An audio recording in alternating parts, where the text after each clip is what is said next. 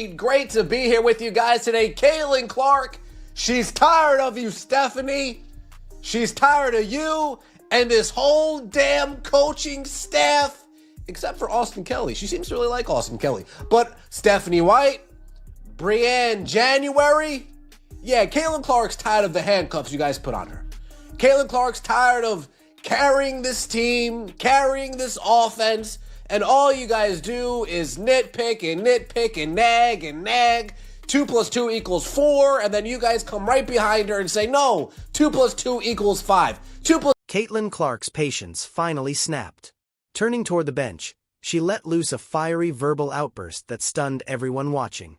This wasn't just an emotional, split-second reaction. It was the boiling point for a superstar who is completely exhausted by micromanagement. Television cameras captured the precise moment she told the coaches to back off. This goes far deeper than a single sequence or a bad pass.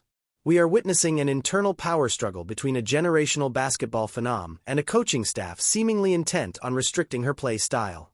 The heavy silence on the Fever bench afterward said it all, proving that the team's prized asset has officially had enough of the constant criticism and overcoaching. And say, no, 2 + 2 = 5. 2 + 2 = 4, ladies. 2 + 2 = 4. Stephanie White always finding a problem with anything and everything Caitlin Clark does. Can't give her any type of credit. It's the Stephanie White way. Even Greg Popovich gave Tim Duncan credit. Even Bill Belichick would give Tom Brady credit. Even Steve Kerr would give Steph Curry credit. But leave it to good old Methany White.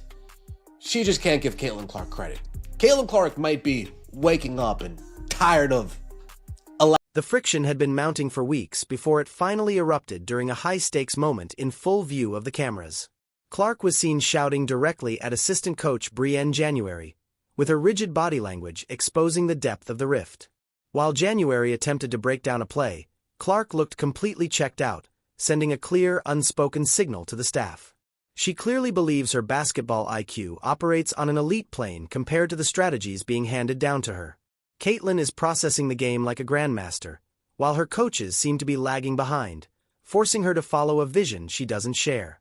Screaming at Brianne January on the bench. Brianne, my IQ, here. Your IQ, down here. What I see, you are incapable of seeing. I see what you see, but I'm also thinking 3 steps ahead. Please get out of my face with that. Please get out of my face with that. Let's get right into it, shall we? Like the video, hype the video. Let me know your thoughts in the comment section below and subscribe to the channel. That would mean so much to me. The clip floating around of Caitlin Clark screaming on Brianne January. This got taken down from Twitter. Head coach Stephanie White is now right in the eye of the storm, and the fan base is showing absolutely no restraint. The conversation is rapidly changing from a coach offering guidance to a rookie, to an authority figure actively suppressing a future legend.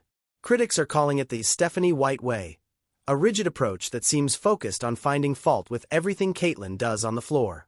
Yet, the game's greatest leaders always knew when to trust their franchise players and step out of the way. Legendary coaches like Greg Popovich, Bill Belichick, and Steve Kerr empowered their icons, but White continues to withhold that same validation from Clark. And the golden child, she's not happy. The golden goose, she's not happy. The chosen one, she's getting frustrated. The chosen one's about to turn into Darth Vader real quick. You're trying to keep her Obi-Wan Kenobi. Maybe Darth Vader is her path. You better get these coaches addressed. You better address these coaches. You better address these coaches. They just don't see the game on the same level as Caitlin Clark. But go ahead, keep pissing her off. Go ahead, keep pissing her off. The mounting frustration is incredibly obvious every single time Caitlin makes her way back to the sideline. In one particular clip that went viral before being scrubbed from social media, the sheer exasperation on her face was undeniable. She could be seen shaking her head at her coaches, looking completely worn down by the non-stop lecturing in her ear. It is as if they are trying to dictate basic basketball concepts to someone who already understands the game at an advanced level. By overanalyzing her play, they are minimizing her impact, failing to realize you build around a transformative talent rather than trying to change her. Go ahead, keep pissing her off. Keep nagging her. Keep frustrating her. Keep undermining all of her achievements. Keep diminishing all of her accomplishments. Keep sitting her while she's hot. Keep putting her on the bench for 8 minutes while the other team comes back. Keep doing it. And I'll see CC in New York in a couple of years. That 1 million Instagram followers you guys are bragging about, yeah, that's going to go bye-bye real quick. If this is how she is on the bench, then I might actually now be convinced that behind the scenes and at practices, the mounting frustration is incredibly obvious every single time Caitlin makes her way back to the sideline. In one particular clip that went viral before being scrubbed from social media, the sheer exasperation on her face was undeniable. She could be seen shaking her head at her coaches, looking completely worn down by the non-stop lecturing in her ear. It is as if they are trying to dictate basic basketball concepts to someone who already understands the game at an advanced level.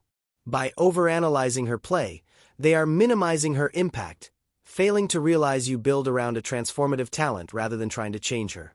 In a couple of years.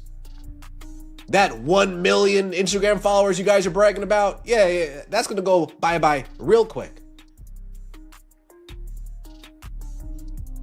If this is how she is on the bench, then I might actually now be convinced that behind the scenes and at practices, it's worse. If this is how she is on the bench, I'm convinced that at practice, this isn't the first time she told them to chill. This isn't the first time she told them, you guys understand that I see the game on a different level than you, right? You guys understand I am thinking more steps ahead than you are, right? Reports suggest the atmosphere inside the locker room is deteriorating rapidly, with these public arguments representing just a fraction of the problem. If Caitlin is willing to be this expressive on national television, it raises serious questions about the tension behind closed doors during practice. She has likely signaled for space multiple times already, but the coaching staff simply isn't picking up on the message. She knows she operates on a different frequency and serves as the primary engine driving this entire organization forward. Instead of managing a superstar with care, they are treating her like an amateur, a mistake that could eventually drive her out of Indiana. Head than you are, right? Look at this. Get out of my ear, man. Get out of my ear. Get out of my ear. Yes, this is what we need. This is what we need. If we want anything to change with this coaching staff, anything to change with this front office, Cece's gonna have to speak up. She's speaking up loud and clear. We hear you loud and clear, Cece. Dark side, assemble. The resistance, assemble. We also saw this. Shout out to Venom. We saw this last night. Go like and subscribe. Amid all the tension, assistant coach Austin Kelly appears to be the one voice Caitlin actually respects and listens to. This bond only highlights her deep disconnect with Stephanie White and Brienne January, proving she isn't uncoachable. She is simply tired of constant criticism from a staff that she feels isn't actively helping her elevate her game. Clark needs an intellectual peer who can challenge her growth, not someone shouting directives every time an unpredictable play occurs. With the staff seemingly divided on how to handle her, the front office must heal this rift before they lose her trust entirely. I'm disgusted at this coaching staff. This is the Caitlin Clark we need. This is what we need. We want to change. It's going to start right here. Just let us know. Just let us know. This is her putting up the bat signal for the dark side. That's what this is. That's what this is. That's her putting up the bat signal for the dark side. Watching that game, seeing her argue with Stephanie White, the bat signal's up there. Oh, damn.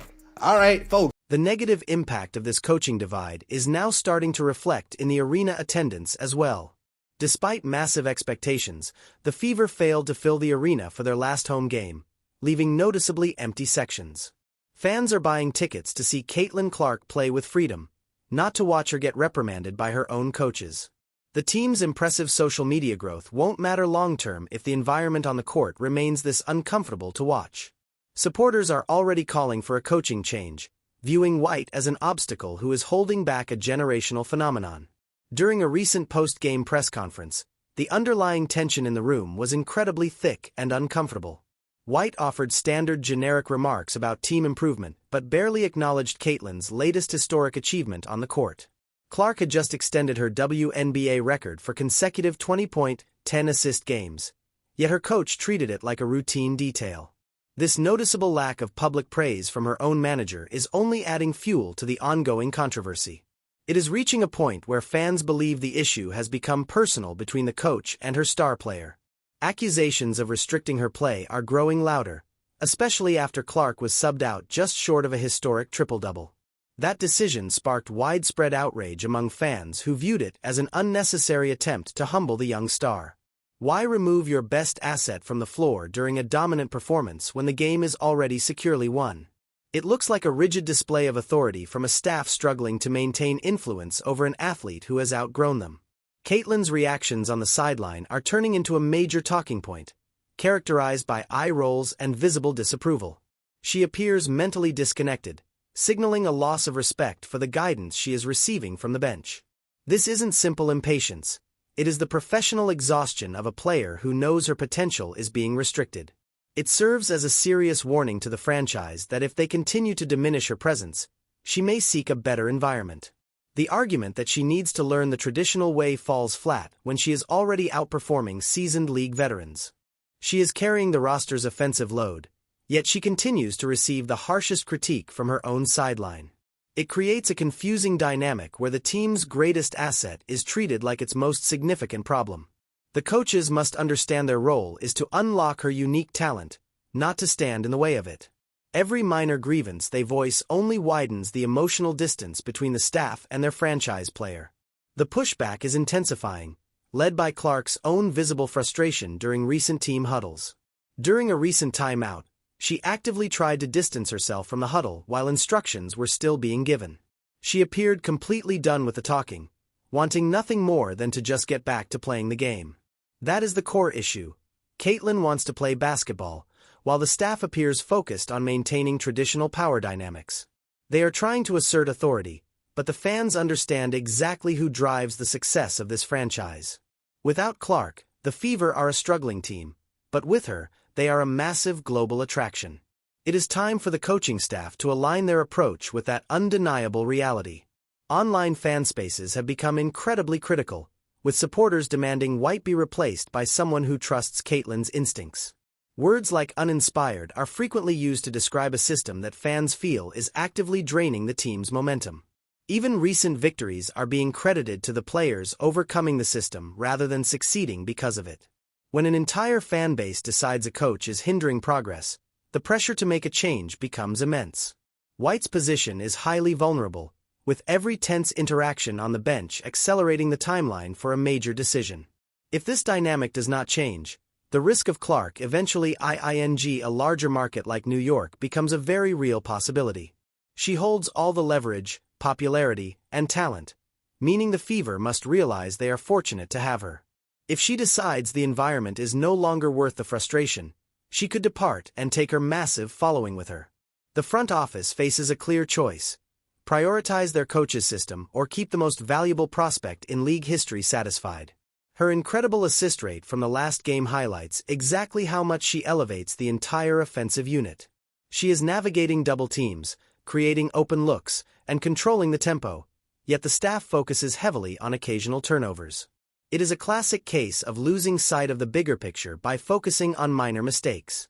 By fixating on the few errors that come with high-volume playmaking, they risk dampening her natural confidence and joy for the game. Even the post-game celebrations feel strained, revealing a lack of shared enthusiasm between the roster and the staff. After a hard-fought win, a coach should be celebrating a historic night, not delivering a cold, demanding breakdown of errors. This approach is exhausting for the roster and equally frustrating for the audience watching at home. Caitlyn is a player who creates magic through speed and freedom, but she is being confined by an incredibly rigid system. The constraints are visible, and she is starting to push back against them with everything she has. Fans are rallying online in a defensive movement that perfectly captures the urgent mood surrounding the team. There is a growing sense of defiance because people refuse to watch a rare, once-in-a-generation opportunity be wasted. They want the electric playmaker from her college days, the one who played with joy and shot with total confidence. That version of Caitlin is currently being muted by a conservative philosophy that doesn't suit her strengths. The warning signs are clear, serving as a call to action for anyone who wants to see her true potential unlocked. Furthermore, this criticism is no longer coming solely from anonymous commentators on social media platforms. Respected former players and analysts are now openly questioning why Indiana refuses to build around Clark's unique skill set. When basketball experts point out systemic issues, it can no longer be dismissed as standard rookie adjustment struggles. This points to a foundational flaw in how the team is being guided from the top down. The current coaching staff may hold the official titles, but they seem to lack the forward-thinking vision that Caitlin possesses. They are managing a generational basketball mind using an outdated playbook that simply does not fit her talent. The non-stop criticism is clearly impacting her expressions and draining the fun from her game during long timeouts. She joined the professional ranks to compete at the highest level, not to be micromanaged like an amateur player. Every time she is forced to endure a lecture on a play that worked anyway, her patience wears thinner. An elite competitor requires a collaborative coaching partner, not a strict supervisor keeping her on a short leash. If they do not alter their management style quickly, they risk burning out their franchise player early in her career. The reality is simple. The organization needs Caitlin Clark far more than she needs this specific coaching staff. She is the sole reason the team commands a national spotlight and plays in primetime television windows. She brought unprecedented visibility to the franchise, and treating her with anything less than full support is an oversight. The balance of influence has shifted completely, and the coaching staff has yet to adjust to this new reality.